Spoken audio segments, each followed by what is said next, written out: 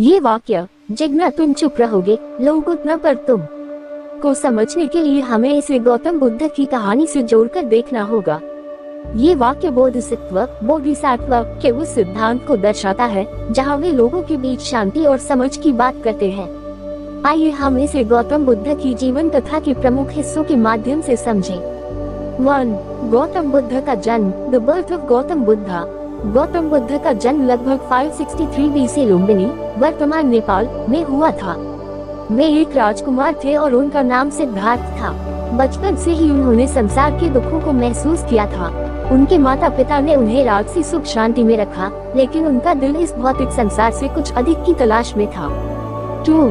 संसार के दुखों का ज्ञान, रियलाइजेशन ऑफ सफरिंग। एक दिन सिद्धार्थ ने अपने महल से बाहर जाकर संसार का दुख देखा। एक बूढ़ा आदमी, एक बीमार व्यक्ति, एक मृत शरीर और एक साधु। इस दृश्य ने उन्हें जीवन के दुखों को समझने की प्रेरणा दी। वे ये जानना चाहते थे कि दुख का कारण क्या है और इसका समाधान क्या है। 3. त्याग और तपस्या, रेनुंसिएशन एंड मेडिटेशन। सिद्धार्थ ने अपने परिवार और महल का त्याग किया और एक साधु का जीवन अपनाया।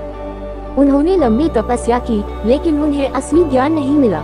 इसके बाद उन्होंने एक मध्यम मार्ग अपनाया, जिसमें अत्यधिक तपस्या से बचने का निर्णय लिया।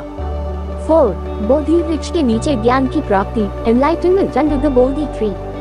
सिद्धार्थ ने बोध गया में बोधि वृक्ष के नीचे बैठकर ध्यान किया।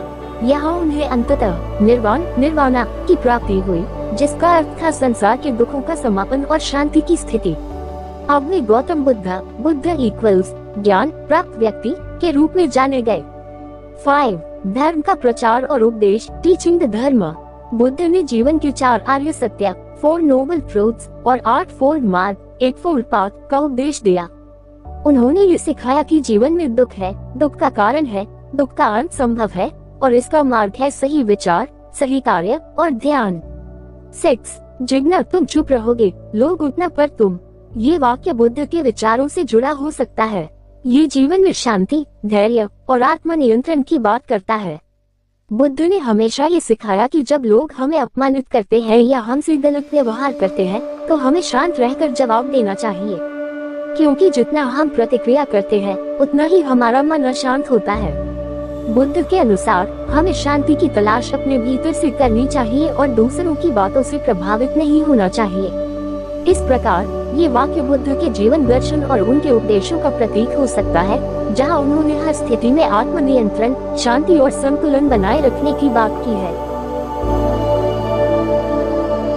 ऐसे ही महात्मा बुद्धा के मोटिवेशनल स्टोरी सुनने के लिए मेरे चैनल एनिमेशन ड्रीम को सब्सक्राइब करें। यार वीडियो अच्छा लगा हो तो वीडियो को लाइक करें। मिलते हैं मेरे अगली वीडियो में TBTK के लिए आप SBK शुक्रिया।